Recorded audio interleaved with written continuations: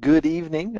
Thank you for attending Florida Institute of Technology's webinar on next steps for transfer applicants.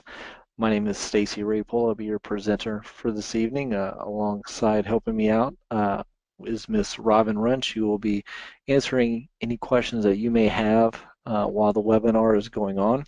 A few housekeeping tips, though. Just keep in mind that the presentation could run up to 10 to 15 minutes. Any questions that you may have, please go ahead and ask them during the webinar, and we will address them as we go. You feel free to type them in. There's a little question pane off to the side there. Go into that little pane, ask your questions, and we will get to them.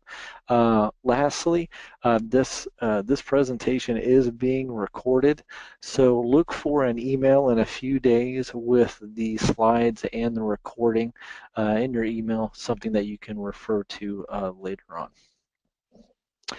Okay, again, Ms. Robin Run is in attendance with me. She will answer any questions that you may have. My name is Stacy Rapol. I'm a transfer counselor here at FIT, and I will be the presenter for this presentation.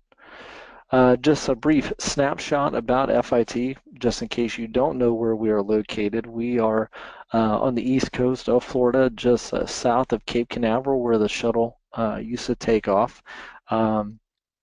We are in a location known as a high-tech corridor. We have about 5,000 high-tech companies within very close proximity to the university, which allows students to not only have a great opportunity relating to internships, but to be a part of the high-tech community while they are attending the university.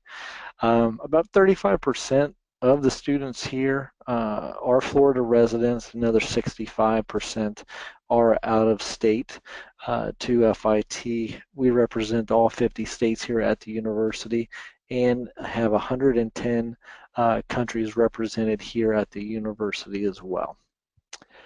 For the students that have applied, there are some next steps to this relating to submitting supporting documents so we can review your application for admission. Some of those primary documents are going to be your college transcripts. We need college transcripts from every college that you have attended.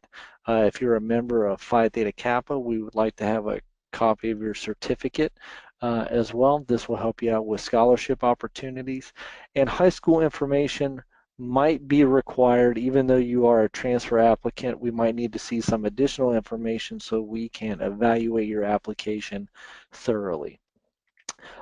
Keynote on how to submit these unofficial documents. The easiest way to get those unofficial transcripts, PTK certificate, and high school information to us if needed would be to scan and email those documents directly to your counselor. If you are an in-state student to the state of Florida, you will need to send that information to me directly. My email address is listed there. It's srapol@fit.edu. If you are an out-of-state student, you will need to send those supporting documents directly to Ms. Robin Run, and her email is listed there as well, rrun@fit.edu. Now, submitting official documents is very important. We cannot do transfer credit evaluations and things of this nature until we receive official documents. Those official documents need to come directly from one institution to another. They cannot be secondary mailed or hand delivered to Florida Tech. So if you are sending hard copy documents, if your university, your previous universities or college only have the ability to send hard copy information, you will need to send it to the address listed below, Florida Institute of Technology. Put it to the attention of the undergraduate admission office at 150 West University Boulevard, Melbourne, Florida, 32901. Additionally, we also accept electronic transcripts from these institutions, and all you would need to do is go to your registrar's office of your current or previous institution to see if they have this capability. One key way to find out what information we still need or what information is missing from your application is to log back into your application, and it will show you what we have yet to receive from you to be able to evaluate you for admission. Another way is to always call into the admissions department or email your counselor, either myself or Ms. Run, and we will be able to help you figure out what is still needed so we can evaluate your application for admission. The admissions decision process, some of the standard requirements that we look for here at Florida Tech is favorable past academic performance and prior coursework relating to your intended major. So for example, if you are a science or engineering major that you have applied to, whether it be mechanical engineering or marine biology, for example, we look for a favorable background in some math and science type courses, say pre-calculus, calculus 1 preferably, obviously some biology, chemistry, or calculus-based physics as well. If you're a non-engineering or science student, we look for good performance in the core coursework relating to a general studies AA curriculum, college algebra, humanities type coursework, English composition 1 and 2, things of this nature. Our decision process is quite simple. We base our decisions on your potential for success. Once we have all the required documents needed on you to make a decision, we then evaluate you based on your potential for success relating to your intended major with us at Florida Tech. This decision is based on past performance and things of that nature. Once we have that information, we typically make these decisions on application within 2 weeks once all the supporting documents have been received. A key note there is that we automatically vet transfer students for scholarships. There is no application process involved. It's a part of our vetting process for you relating to admission, and the secondary portion is scholarship. If you have a 3.00 cumulative GPA for all of your prior college coursework, you will qualify to receive a transfer scholarship so long as you are a full-time student at Florida Tech. Once we have all that information and we have admitted you to the university, there are some key steps after being admitted. The first thing is establishing your Trax account. You'll receive an email relating to this. This is basically the student's access to not only student accounts but other resources here at the university.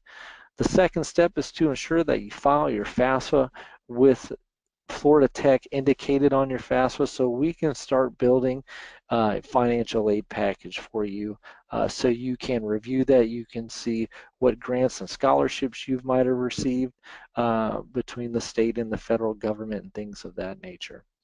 We also do a transfer credit evaluation on you once we receive those official transcripts from your previous institutions. This transfer credit evaluation, or TCE, will reflect the transferable courses that we have accepted and how they apply to your intended major here at Florida Tech.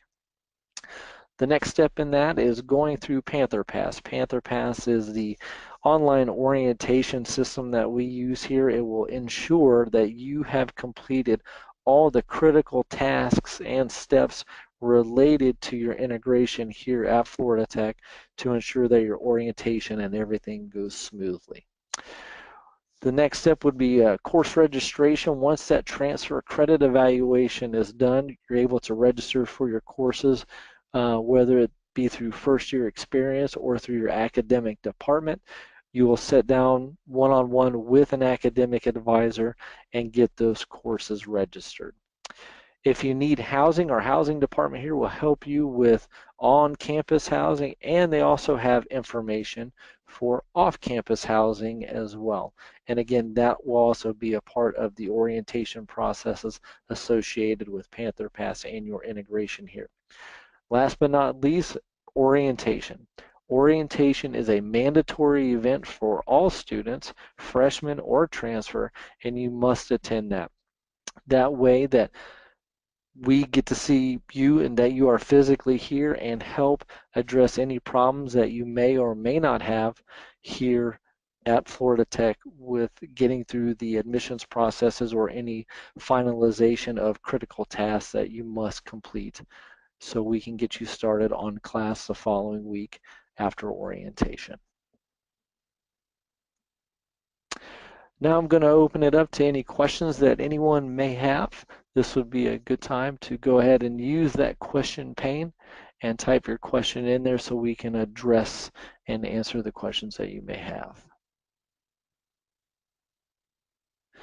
Okay, it seems like we have a question relating to what is the best way to get to Florida Tech.